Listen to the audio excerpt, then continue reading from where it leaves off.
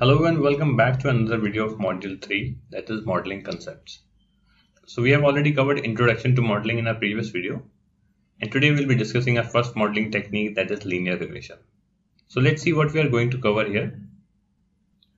We will start with simple linear regression, then we'll go to multiple linear regression, then we'll see regression when we have qualitative predictors, then what are the major assumptions in linear regression, then common problems in fitting a linear regression, and finally, we'll build few assignments on linear regression in R. So let's start with the first topic, simple linear regression. Now, simple linear regression is used to predict Y, that is the quantitative response, on the basis of predictor X, assuming a linear relationship between X and Y. So mathematically, it is given by Y is equal to beta naught plus beta 1 into X plus epsilon. Now, beta naught is an intercept. Beta 1 is the coefficient and epsilon is the error here. Now we have four important steps here. We first estimate the coefficients, then we check if there is a relationship between X and Y or not. Then we'll see how do we assess model accuracy, and finally we can make prediction. So we'll see each of these steps one by one. So the first step is to estimate the intercept and the coefficients. So for this purpose, we will use ordinary least square method. So let's say we are regressing sales onto cost incurred on TV ads. We will write sales equal to beta naught plus beta 1 into TV, which is basically the cost incurred on TV ads. Now if you see in the graph shown here on the right hand side, we have our blue line, which is the regression line that has our predicted values, and the red dots, that is the actual data points. Now the difference between the actual values and the predicted values is called residuals. It is given by yi minus yi hat. And then when we square it and add the residuals for all the points, it is called a residual sum of squares, that is RSS, and it is given by E1 square plus E2 square plus E3 square up to En square. So ordinary least square estimate finds the coefficient with the least residual sum of squares. Now the second step is to check if there is a relationship between X and Y. So what if our Y does not depend on X at all? So in this case, we will check the null hypothesis as beta 1 is equal to 0 and alternate hypothesis as beta 1 is not equal to 0. So in this case, we will check the null hypothesis as beta 1 equal to 0 and alternate hypothesis as beta 1 not equal to 0. Once we have checked it and concluded that there is a relationship between X and Y, then we can also calculate standard error for the coefficients to know the accuracy of our estimates. Recall, standard error tells us how wrong our estimate would be on an average. So we use standard error of the coefficient to measure the precision of the estimate of the coefficient. And once we have standard error, then we can also use it to create confidence intervals and so on. Then in the third step, we will check the accuracy of our model. So there are two measures that we use. First is RSE, which is the residual standard error, or we can use MSE as well, which is mean squared error, and R square. Now RSE is the average amount response will deviate from true regression line, and it is given by square root of RSS divided by n minus 2. Here n minus 2 is the degree of freedom. Now we have already seen what RSS is. It is the squared sum of residuals and tell us the amount of variability that is left unexplained after performing the regression. RSS is given by E1 square plus E2 square up to En square. And what is E here? E is the residual. And we know that residuals is the difference between actual value and the predicted value. It is given by yi, which is the ith value, minus y hat I, which is the ith predicted value. We also have MSE, which is mean squared error. Recall we studied the cost function in the previous video. So MSE is given by RSS divided by n. So we can either use RSE or MSE. But the lower the value of RSE or MSE, the better will be our model. Now RSE is an absolute measure and it is measured in units of y. So it is not always clear what constitutes a good RSE, means how big or small the value should be beyond which it becomes alarming. So to tackle this problem, we have R square. R square takes the form of proportions and it will lie between 0 to 1 and it is independent of y. So by definition, R square is the amount of variability explained by the model and is given by TSS minus RSS divided by TSS. Now TSS is the total sum of squares, which is the amount of variability inherent in the response, that is variability before regression, and it is given by the summation of yi minus average of y. Then TSS minus RSS is the amount of variability explained by regression. Hence when we calculate R square, which is given by TSS minus RSS divided by TSS, it means it explains the proportion of variability. That is, R square of 0 means nothing is explained and R square of 1 means 100% of the variability is explained by the model. Now there is a problem with R square, which is also a problem for RSE. That is, they are variable sensitive, which means R square will increase and RSE will decrease if we add more variables, irrespective of that variable having an effect on the model or not. Therefore, we need a more robust statistic which is independent of the variables. So for this purpose, we use adjusted R square. Now I am skipping the formula here, but just understand that adjusted R square is a modified version of R square that is adjusted for the additional variables. So addition of variable will not have any impact on adjusted R square. So this is a more robust statistic. Now our final step is to make the prediction. So once we have fit the model, it is easy to predict the response by just plugging in the coefficients and the predictors in the regression equation. Now we will not be calculating the coefficient beta. Instead, we will be calculating beta hat. Recall, beta hat is an estimate of the actual coefficient, and the inaccuracy in the estimate is due to reducible and the irreducible error. So to address this problem, we will develop confidence interval and prediction interval. Now let's understand what is the difference between the two. So let's say we have sales data of our cars based on the expenses incurred in advertisement in different media, such as radio, TV, newspapers, etc. Now we have this data for different cities as well. So here we can use confidence interval to average the sales of these cities, which means we can say that for a 95% confidence interval, the average sales of these cities will be between 950 to 1170. That means 95% of the time, average sales of these cities will be between 950 to 1170 units. Now on the other hand, we can use prediction intervals for a specific case for a prediction. We can develop prediction interval for predicting sales of a particular city, which means for a 95% prediction interval, we will say that 95% of the times sales of city will be between 820 to 1278. And remember, prediction interval will always be greater or have a larger range than confidence interval. So that is the basic difference between PI and CI. So this was regression with a single variable. Now we will see when we have more than one predictors. So we can write the regression equation as y is equal to beta naught plus beta 1 x1 plus beta 2 x2 plus beta 3 x3 up to beta n xn plus epsilon. Here also we will follow all the 4 steps that we followed in simple linear regression. But there will be one additional step here, which is step 3, that is variable selection.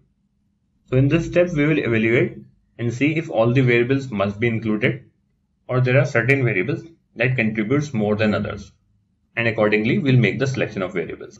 So let's see how we are going to do it. First we will estimate the coefficients exactly in the same way as we did in simple linear regression. Then in the next step, we will check if there is a relationship between x and y. So we will test the null hypothesis as beta naught is equal to beta 1 is equal to beta 2 up to beta n equals to 0. And our alternate hypothesis will be if at least one of the coefficient is not equal to 0. then we can say that there is a relationship between x and y. So here we will calculate f statistic instead of t statistic as per the given formula here. Just have a look at it, you don't have to remember it. So the entire process will remain the same. It is just that we are using f statistic here instead of t statistic. And then as usual, we'll compare it with p-value to decide upon the hypothesis. Now one thing I would like to remind you that we are coming across so many formulas here. And there are so many theoretical concepts as well. But as I said earlier, if you see a complicated formula, then just remember that you don't have to remember it. All this will be done by the software. But it is very important that you understand the theoretical concepts. And do not ever get swayed away by the stupid claims. Let's say we already have softwares for everything. We don't have to know the theory part. You don't have to mug up the theory, but you must the theoretical background. Then only you'll be able to use the software successfully. So just pay attention to the theoretical concepts and get yourself acquainted with it. Now let's move on to the next topic. So as I said earlier, there is an additional step, that is variable selection. Now in MLR we have more than one variable. So it is important that we know that which variables are relevant and which are not. Accordingly, we will include only those variables that are relevant to our model. This process is called variable selection. Now there are multiple ways to select the right set of variables for the model. First among them would be business understanding and domain knowledge. For instance, while predicting sales, we know that marketing efforts should impact positively towards sales. And it is an important feature in your model. So business understanding, domain knowledge will always play an important role in data science. We have to use both our tools as well as experts' opinion. Another way is that we start with 0 variables and keep on adding and try all different combinations of variable. And then we have metrics like MelloCP, AIC, BIC, adjusted R-square or plot of residuals to select the best model. But the problem with this approach is that we will have to build models from 0 variables up to p variables, which is like 2 raised to the power p combinations. And that would be too many models. So this is not the best and efficient approach. So let's see what are the other techniques that we can use for variable selection. Now there are many techniques for reducing the variables. All of these techniques can be applied to a variety of algorithms. So we will see the first 3 techniques: forward selection, backward selection, and mixed selections here in this video of linear regression. Then ridge regression and lasso regression are also called as regularization techniques that we will see when we will do logistic regression. Then we have dimension reduction techniques like principal component analysis, factor analysis, etc. We will see principal component analysis in the next module, that is advanced modeling. Then there are few other optimization techniques such as genetic algorithm and colony optimization, and various other techniques are there. Now we will not be looking into all of these techniques. We will restrict ourselves to 6 methods that are more than enough for us to learn. So let's start with our first method, that is forward selection. So in forward selection, as you can see on the right hand side, we start with the null model that has no variables. Then we create models with single variable and select the model with lowest RSS. Now search through the remaining variables and select which variable to be added based on RSS. And then we'll create another model and add another variable based on RSS and so on. This process will continue until some stopping criteria is obtained. Now the stopping criteria could be user defined, such as when all variables selected has a p-value less than a certain value, or it could be something else. Now there is a drawback of this method, that is it may include variables in the early steps that later becomes redundant. That is why it is also called a greedy approach. Then the next method is backward selection. Here we start by including all the variables as shown here in the image on the right hand side. Then we start removing variables with the largest p-value, that means which are least significant. And then we continue this process until some stopping criteria is obtained. Now the drawback of this method is that it cannot be used when p is greater than n, means the number of variables are more than the number of observations. Then the third method is mixed selection. Now, as the name suggests, it is a combination of backward and forward selection method. So here we start with no variable in the model, as shown here in the image, and then add new variables to it. And then at any point, if p-value of any variable crosses the threshold, which is defined by the user, then the variable is dropped. So we continue these steps until all the variables have a p-value below a certain value.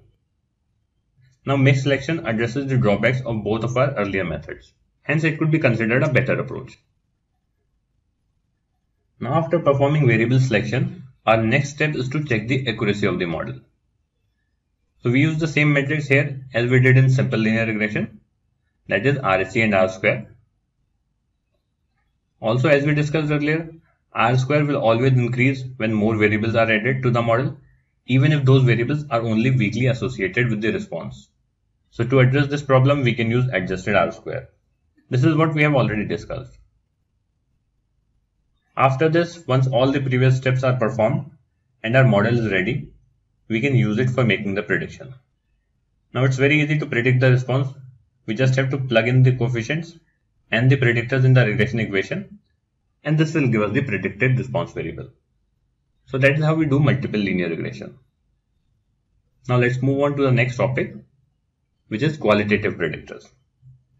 Now very often we come across the predictor variables that are categorical in nature.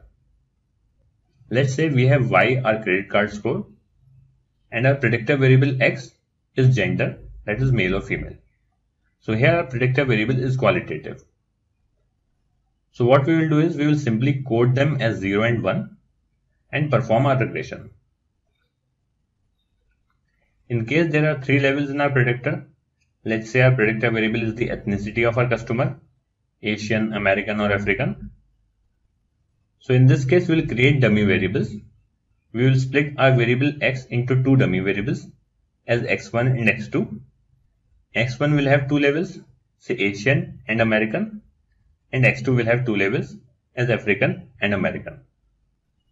Now we'll consider them as 2 separate variables and can proceed with our regression process as usual.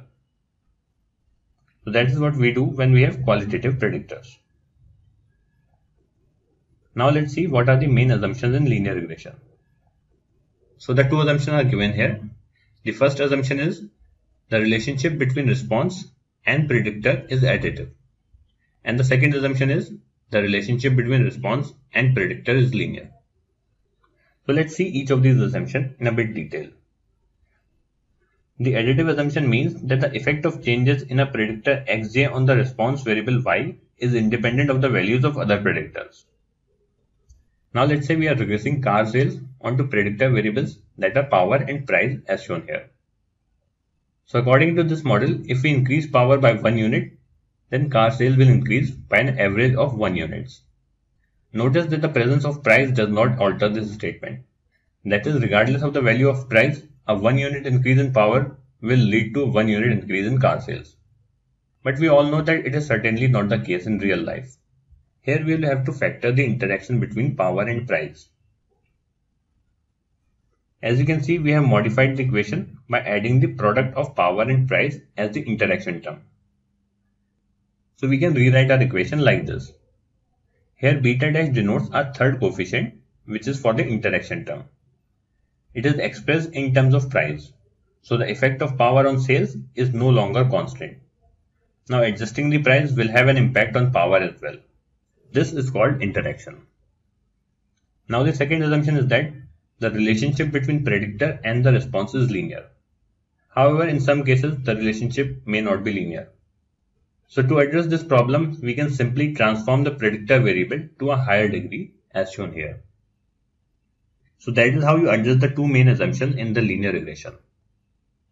Now let's move on to the next topic. So there are a few common problems that we come across while fitting a linear regression model. First is non-linearity of the response predictor relationship. Second is correlation of error terms. Third is non-constant variance of error terms. Fourth is outliers. Fifth is high leverage points. And last is CoLinearity. So let's quickly see each one of these. Now the first issue, as we saw earlier, is the assumption of linear relationship between predictor and response. Now we already have seen how to address this problem. But first we will have to identify that if the relationship is linear or not. So we can use residual versus fitted values plot to identify this, as it can be seen here in two panels. Ideally, there should not be any visible pattern. But if we look at the left hand panel, it shows U-shape indicating presence of nonlinearity. So we can use nonlinear transformation of the predictors such as log x, square root x, or x square in the regression model. So if you see right hand panel, it contains a quadratic term, hence it suggests that it has improved the fit. Now the second most common problem is correlation of error terms. Now what this means is the error terms epsilon 1, epsilon 2, etc. are uncorrelated. That means if epsilon 1 is positive, then it provides no information about epsilon 2 and so on. However, if there is a correlation, then it can lead to wrong estimation of standard errors, which in turn will lead to wrong calculation of confidence interval and prediction interval. This could give wrong estimates of p-values, which in turn can give wrong indication of statistical significance of the variables. Now just know these statements and we don't have to go into the details behind it. Just understand if the error terms are correlated, what will be its impact. Then the next problem is the non-constant variance of the error terms. Now constant variance of error terms is an assumption. Unfortunately, it is often not true. And calculation of standard error, confidence interval, and hypothesis tests rely on it. This can be identified by residual plot by checking its shape. If there is a funnel shape, then it means the variance is not constant. You can see in the left panel, the shape resembles a funnel. When faced with such a problem, transform the response variable with log y or square root y transformation, and it will address the problem.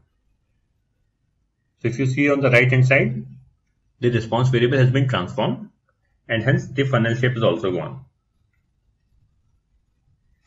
Then the next problem is the presence of outliers. Now outlier is a point for which ith value of y is far from the value predicted by the model. Say for a particular value of x, our predicted y is far away from the actual y. Then that value of x will be considered an outlier. It impacts the accuracy of the model by impacting RSE and R square.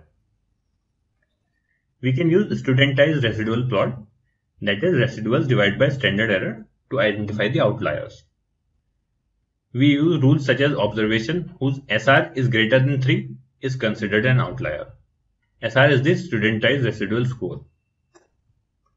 We can also remove the outlier if it is certain that it is because of a faulty data, or else we will have to investigate further. In practice, it is not so simple to drop any information, because you collect the information by spending money, and losing information without being sure is not a good idea. What if that particular point is not an outlier and it can give us some information about the data, etc. So in real life situation, it is not that simple to just drop the information. We will have to be very careful about it. Now here we can see in the figure, observation 20 is an outlier. Then we have high leverage point. Observations with high leverage has an unusual value for xi. So basically outliers were those points for which our predicted y has an unusual value, and high leverage points are those points for which we have unusual value of x.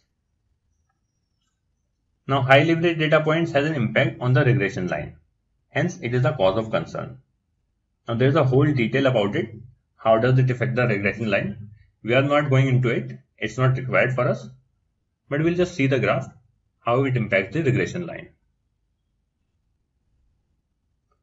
So as you can see in the figure, observation 20 is an outlier that we saw earlier, and observation 41 is a high leverage point. We can also see that two regression lines here. Blue regression line is without the high leverage point, and red regression line is with the high leverage point. So we can clearly see how including observation 41 impacts our regression line. Then we calculate HI, which is the leverage score. Now we are going to skip the formula for it. And just remember that hi will always lie between 1 by n and 1. And average hi for all observation is p plus 1 divided by n. Here n is the number of observation and p is the predictor. Now if hi for an observation is much larger than average score, then we suspect that the observation is a high leverage point. Now the last common problem in fitting the linear regression is the problem of CoLinearity. Now what is CoLinearity? When two or more predictors are related to each other, then they are called collinear. CoLinearity can reduce the estimated coefficients, and in turn it can reduce the t-statistic. And when t-statistic is erroneous, then we may fail to reject the null hypothesis. Recall we wanted to check if there is a relationship between x and y, and our null hypothesis was beta j is equal to 0. Then we can detect collinearity using correlation matrix in case of two predictors. If we have more than two predictors, then we will use VIF statistic. Again, just skip the formula. That is not required. We will let the software calculate it.